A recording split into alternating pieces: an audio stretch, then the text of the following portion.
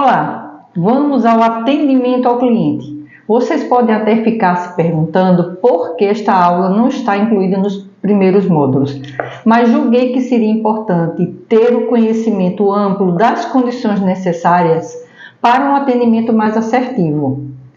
Você pode até estar pensando, eu sou corretor de imóveis e não tenho necessidade de fazer o atendimento tão completo.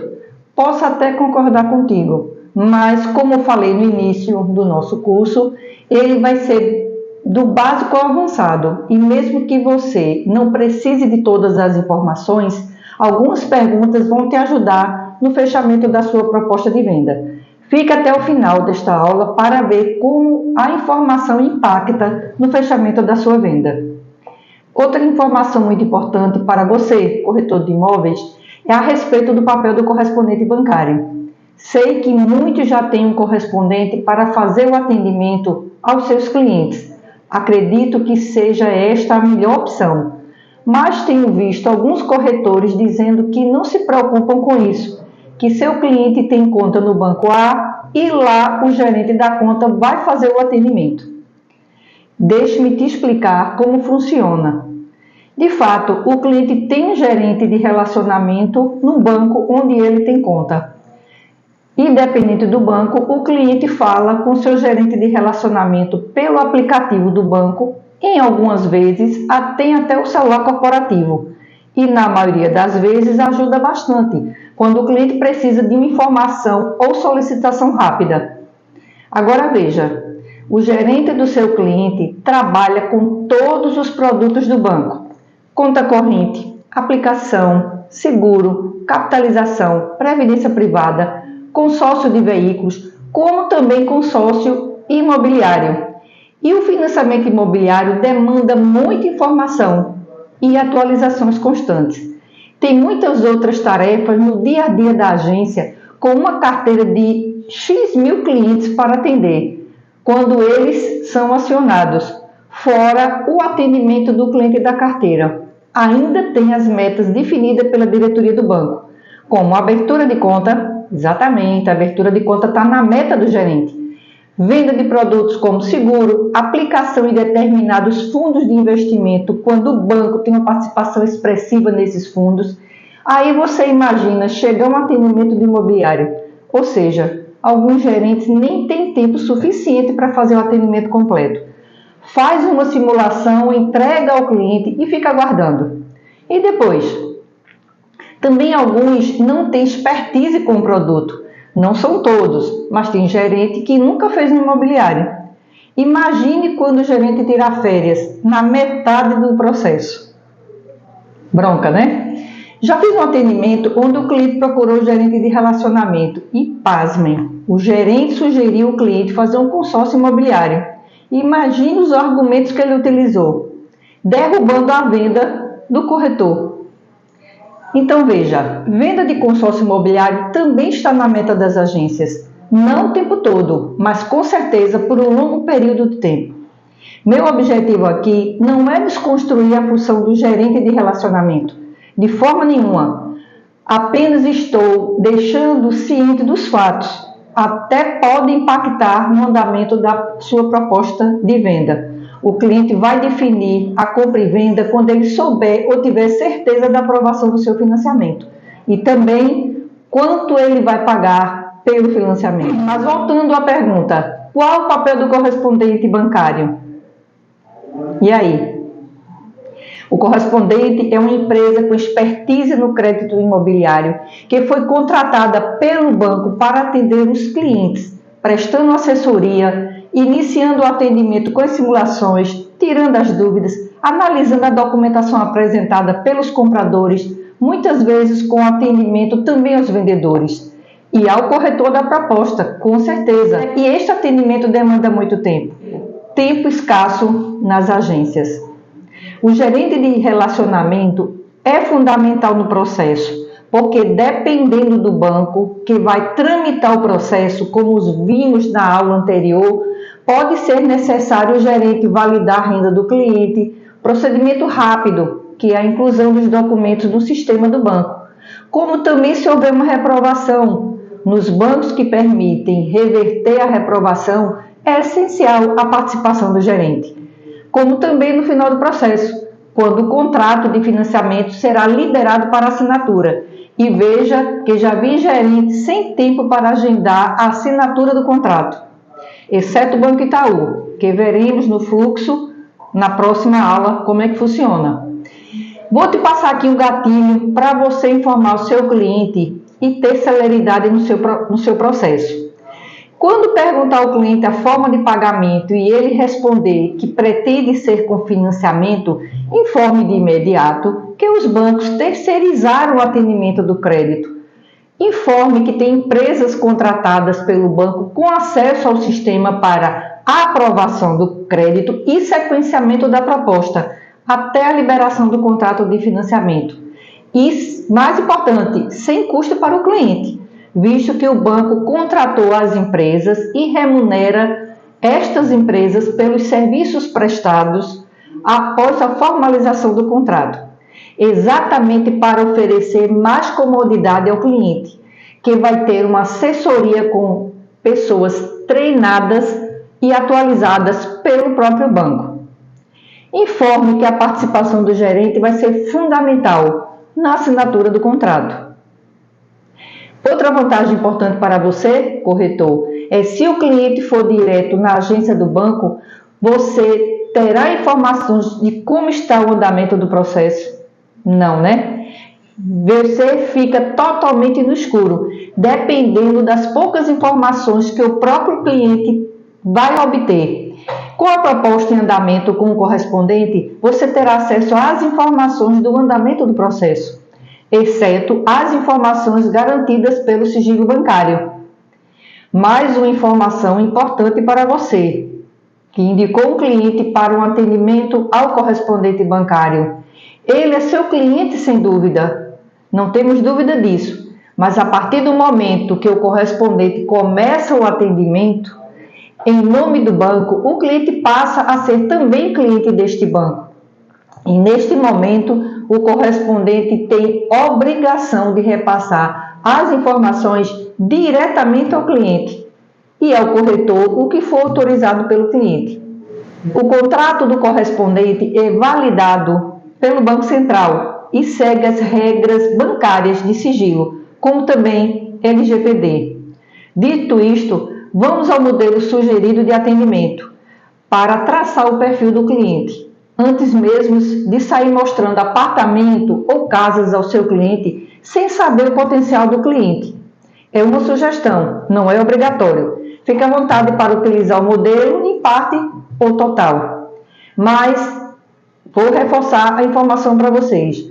Já vi corretores me informarem que roda cliente mostrando imóvel e ao final do tempo, depois que olhar 3, 4 imóveis, aquele cliente não tem condições de fechar o financiamento.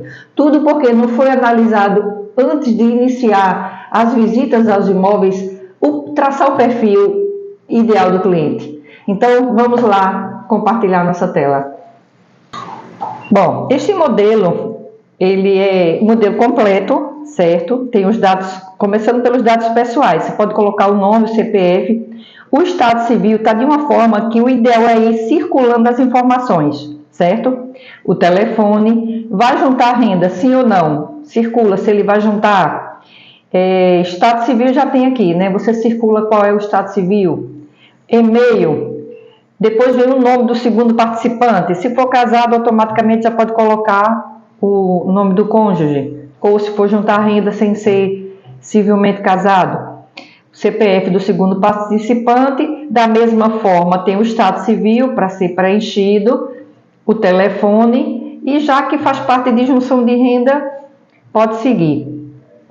A pergunta fundamental: tem FGTS, sim ou não? Circula. Tem imóvel quitado ou financiado, sim ou não? Por quê? Porque se tiver imóvel financiado, não pode usar FGTS. E se não tiver FGTS, qual o valor total desse FGTS? Ou se tiver FGTS, qual o valor total do FGTS a ser utilizado? Este segundo quadro, ele fala sobre os dados de renda.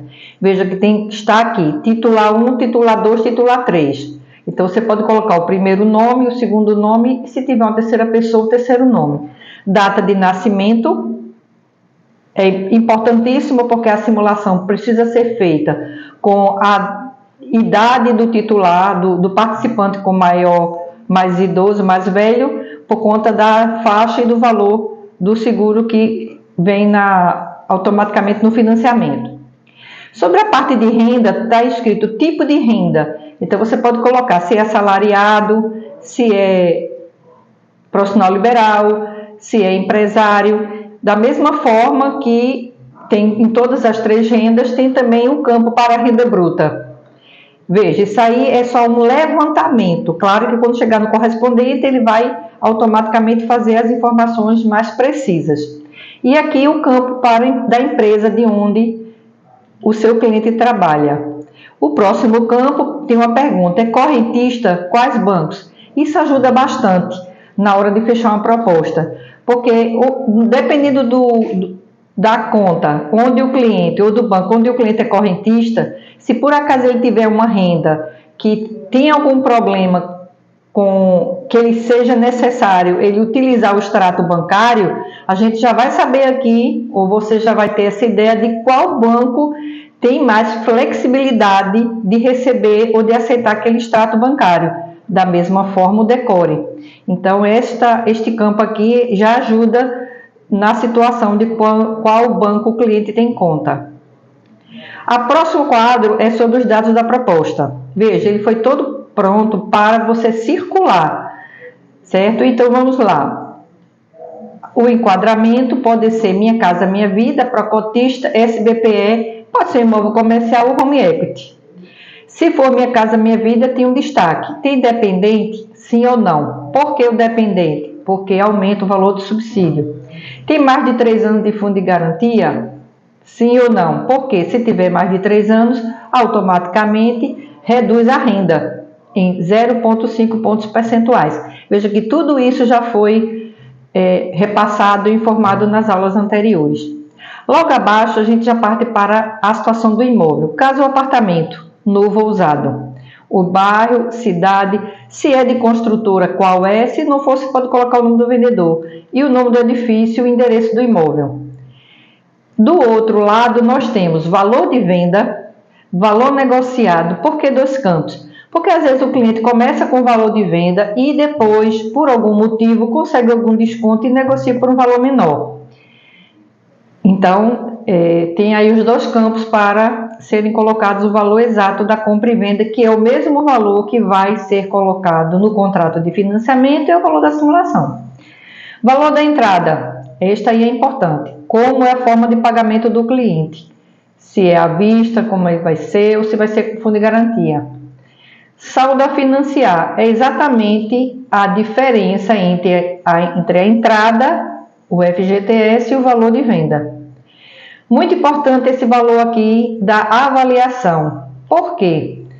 Porque no processo, após a avaliação, dependendo se o valor do imóvel for avaliado abaixo do valor de venda e o cliente estiver tirando os 80% de financiamento, aqui talvez seja necessário alguma intervenção de ou contestar a avaliação ou de aumentar o valor da entrada. O próximo campo é despesas com escritura. Vai financiar sim ou não? Importante esta pergunta, porque tem cliente que às vezes pensa que é automático, que ele já vai financiar as despesas. Precisa ficar claro para o cliente que estas despesas ele precisa dispor do valor para o pagamento assim que assinar o contrato.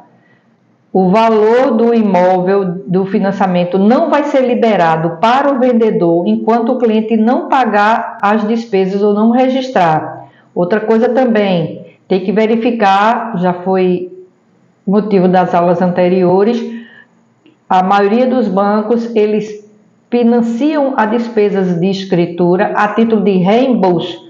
Só tem 2 situações, 2 bancos, que esses valores podem ser pagos antecipadamente.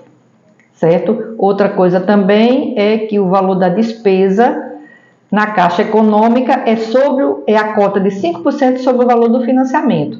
Nos outros 5 bancos, é 5% do valor da compra e venda. De repente, o cliente pode até ficar aí com um troquinho, né? Porque como não precisa comprovar as despesas, então, dependendo do valor do imóvel, é um valor até que ele consegue tirar até de financiamento.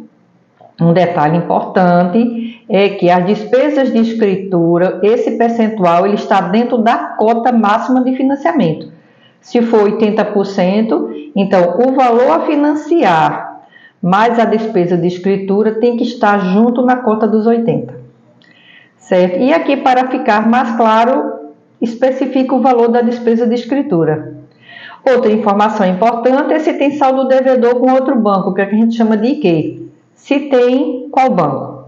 Gente, é uma ficha simples, prática. Tem outra informação aqui, crédito aprovado em e aprovado nos bancos. Gente, simples, prática, que onde você vai ter todo o perfil do cliente para se começar um processo de financiamento. Ou pelo menos ter ideia de como vai encaminhar a proposta e vai dar um direcionamento melhor para ambas as partes, tanto para o cliente como para o corretor. Ok? Te vejo na próxima aula.